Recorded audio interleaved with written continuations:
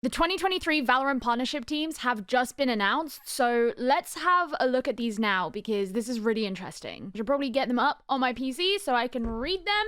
Okay, let's have a look here. So, in 2023, we're introducing 3 new Valorant international leagues with 10 partner teams each. Blah, blah, blah, blah, blah. It's just explaining this. But I like that it has a look into how the process went because I think this is really important. The process was incredibly competitive, and we were humbled by the interest in the overwhelming number of applications we received. The selection spanned months, including a written application, in-depth interviews, and financial reviews. Ultimately, we look for 3 things in our new Valorant partners. 1, organizations who share our values of always putting fans first, celebrate our diverse community, and are committed to supporting pros. 2, organizations who have created a strong connection with fans through engaging content, a compelling brand, and an exciting roster. 3, organizations who build for the long term with a focus on sustainability. So it's really important to just bear those things in mind when making judgments about how these have been picked. This is so important. It's worth addressing directly that while we respect and celebrate past competitive performance, it was not a key consideration in our decision, as we instead focused on an organization's ability to create the most compelling VCT for fans in the future. This is something that's going to be really important because a lot of people were very pissy about a particular team not getting accepted into the partnership despite being very successsple. Okay. So Americas, this is obviously the side of things that I care about the most. I'm the most involved in I've been most involved in the North American scene, especially this year. America's League, obviously combining NA with South America to get one big America. So we have Sentinels, Cloud9, Evil Geniuses, Loud, Crew, 100 Thieves, NRG, Furia, MIBR, and Leviathan. So we have 1, 2, 3, 4, 5. All right, so we have 5 North American teams and then 5 South American teams. I suppose that makes sense. So let's address the really big elephant in the room, which is what people have been going crazy about on Twitter, and that is that Optic Gaming didn't get accepted into the partnership program.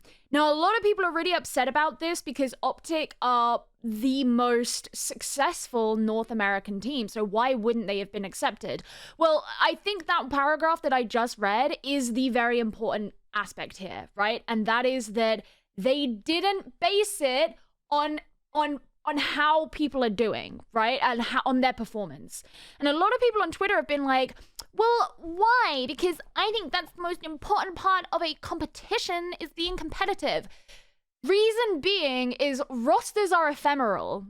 Okay, that sounds really philosophical, but it's true. Rosters are ephemeral. They're temporary, they usually don't last a very long time, and even if you kept the exact same roster, their success is going to waver over time as well. Even if those players remain as good as always, metas in games change as well. There are so many different reasons as to why the success of a roster will change, but also the fact that rosters themselves can change for all sorts of different reasons, and some of those may not even be necessarily within the control of only the team to which they belong. So, like, let's say Optic did get in, and then Cloud9 offered like $1 kajillion to buy the roster out. Optic are obviously not going to say no to that. So immediately, Optic don't have that roster anymore because Cloud9 have just bought them for $1 kajillion. So there are so many different reasons why rosters change. And I find it a little bit strange that there are a lot of people online who are like, yes, well, it should be based on that. Because it's like, if we fast forward 5 years into the future, that Optic roster is going to be nothing. Like, they're not going to exist anymore. Think of, like, SKT from League of Legends, right? The 2015 SKT Worlds roster. Like, it would be crazy to assume that in 2022 that roster would still exist in the same way that it, like, that is just a crazy argument to me. And so I think that's very important to remember when considering the fact that someone like Optic hasn't made it in. A lot of people also really kind of like wilded out about the fact that like Optic have a huge history in Call of Duty. They've always been very popular. Like, fans of Optic are generally very dedicated, but I don't think there's going to be a big enough crossover of what Call of Duty fans think of Optic in Valorant in order for that to be the main thing that Riot focus on. And then a lot of people have said, you know, but their ability to field a roster is important. Well, actually, Envy fielded the roster and then the two teams merged. So Optic didn't actually do anything. And unless I'm mistaken, Optic don't have a Game Changers roster.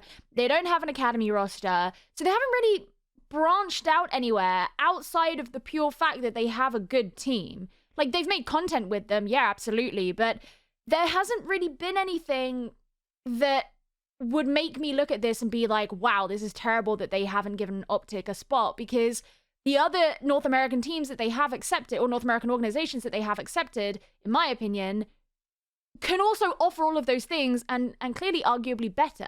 I think the thing that's very important to remember here is that we, as outsiders, are not privy to the exact criteria that Riot were looking for, and we're also not privy to what the applications had and what the business plans and the future ideas of these organizations are. So we can't say for sure, like, this was the best idea or this was a terrible idea. Like, we just can't. We just have to accept that we don't have as much information as the decision makers. I think, to me, that's obvious, but to some people, Sentinels makes a lot of sense. They are a huge brand, have done great job with bringing in content creators, big brand names, stuff like that. 100 Thieves as a brand, very similar. They invest so much into all different aspects of community with content, with their lifestyle stuff, how much they've put into rebuilding the actual competitive side of their professional roster as well. Cloud9, very similar. And you have to remember as well that teams like 100 Thieves, Cloud9, Evil Geniuses is another one. They have really well established relationships with Riot as well.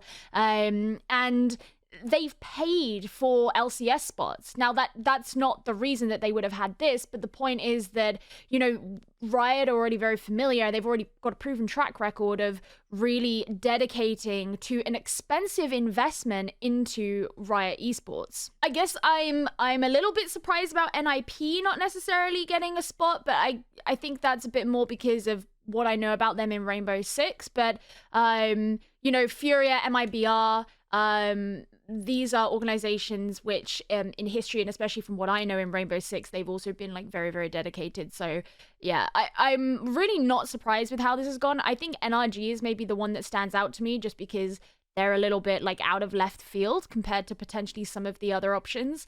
But I think this is really good. Now, I'm not going to comment as much about the other regions because I just haven't paid as much attention to them this year. But for EMEA, we have Fnatic, Liquid, Vitality, K-Core, Team Heretics, Giants, Na'Vi, Foot, BBL, and Koi, K-O-I. What is this? I don't know what this organization is. I think for me, the big standout one here is probably Heretics in terms of the fact that I don't know enough about the organization and what they have invested in and how good their application was to make them come above, like how many options there were in EMEA, because Heretics have always seemed a little bit on the side in Valorant, I guess. But again, like, I will happily put that down to the fact that I'm just not privy to these sorts of things. Pacific, we have Zeta Division, Detonation Gaming, Gen G, T1, DRX, Team Secret, Paper X, Rex Regum Quayon? Talon Esports, and Global Esports. So I haven't even heard of all of these. Gen G, I'm very excited to see in. I think Gen G is a really cool organization. You know, some of these we know have kind of proven their spot in Valorant and their dedication to the scene, like Zeta Division, oh my goodness. Zeta Division, DRX, Team Secret, definitely an organization which I'm aware of just putting in heavy investment. They did that in Rainbow Six as well. But then, yeah, these teams like Global Esports and Rex Regum, I actually don't know anything about.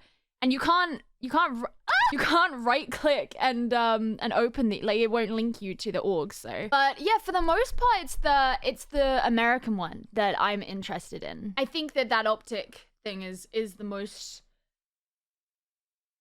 poignant thing here.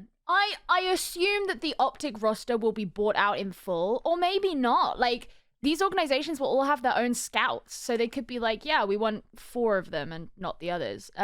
This is very exciting. I am really excited. I will be honest, and I know this isn't necessarily the super most popular opinion, but I really like kind of pseudo franchise league style, or even just straight up franchise league style things. I think that there are flaws to it, absolutely.